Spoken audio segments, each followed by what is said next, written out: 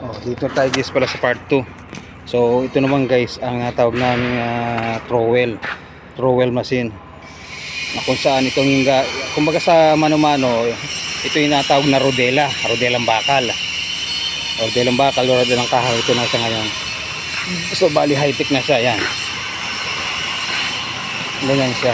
Tapos to guys, halimbawa mula sa hole number 1 pupunta sa hole number 2, hole number 3, ito guys ang ginagamit. Meron sa mga sariling gulong yan. Dito ilalagay mula doon sa overhead crane, ilalagay dito yung mga bakal, tapos ililipat nyo sa number 1 kung saan mo pwedeng dalhin, sa number 2, sa number 3. Tapos ito naman guys yung aming carpentry area, kung saan yung mga hulmaan na hindi naman kailangang bakal ang gamitin at para makatipid guys. So meron kami rito ng carpentry area. Sila naman nag-assemble ng mga hulmaan. Sa halip na bakal at makatipid, kahoy guys ang ginagamit, mga plywood. Nakakapala plywood to. Ito yung natawag nating pinolik. Almost 1 inch, 3/4 to 1 inch ang thickness niya.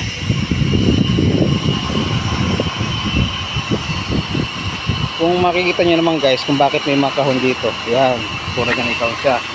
Yan guys naman ay ibig sabihin yan, bawat isang ganyan may kahon guys ay may-ari ng isang ang may-ari niya guys ay mga welder. Wala niya, isa pa yan, may mga kanya-kanya susunod sila. Mga anong guys ang may-ari, welder, fabricator. Pinalimitan guys dito kasi mga experience talaga sila. Bukod sa pagiging welder, sila na rin ang fabricator. Pag mahusay ka na mag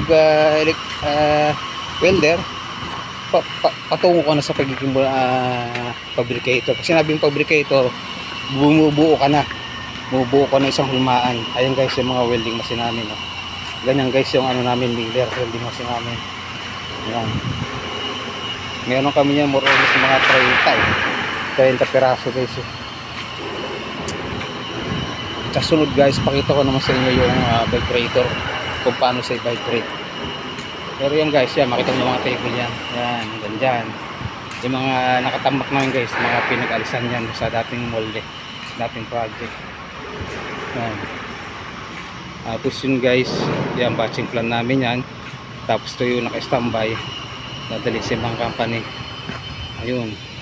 Tapos doon sa batching plan tayo, may 2 tangke ng tubig kung saan doon kinukuha yung ano namin, doon kinukuha yung aming tubig na ihahalo doon. Bali guys, 2 yan eh, 2 tangke sa tubig, isang raw water saka isang cold water, saka yung may tangke naman, mga 3 klaseng tangke para naman guys sa chemical. Kasi guys, hindi ka pwede maghalo ng ganyan na kung wala siyang chemical, kasi kung walang chemical guys, titigas agad ang semento. Saka guys, sa panahon ng taglamig, kailangan may chemical ka para mapanatili mo naman na hindi siya tumigas agad. Kung maaari nga guys, ang gagamitin mo dyan malamig na tubig o nilalagyan ng ice, katulad sa ibang company.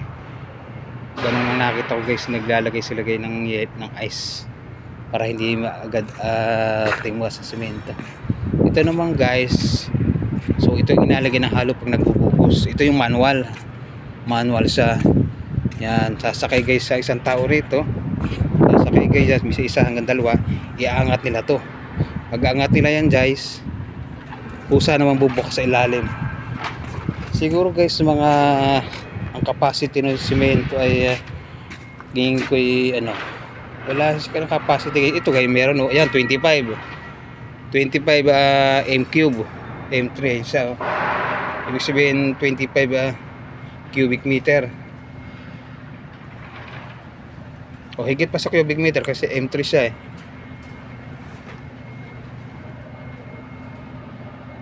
So yan siya guys. So ito naman guys yung bakal. Ito naman guys yung tinatawag namin mga bakal na sa halip na tatalian mo pa, katulad nito na manual mo, pwedeng kung pangkaraniwan lang naman nabuhos, ito na guys ang ginagamit nila na bakal, nakasalansan. Ito guys, dinideliver ito guys, in order namin. Yan. Yan guys yung tawag nila dyan, harness, parang harness guys, ganun. Kumbaga sa atin ang tawag dyan steel matting, parang ganun guys. So yun muna guys, second part yan ng ating upload ko, vlogs ko pala. Okay, kita kita tayo uli. Salamat.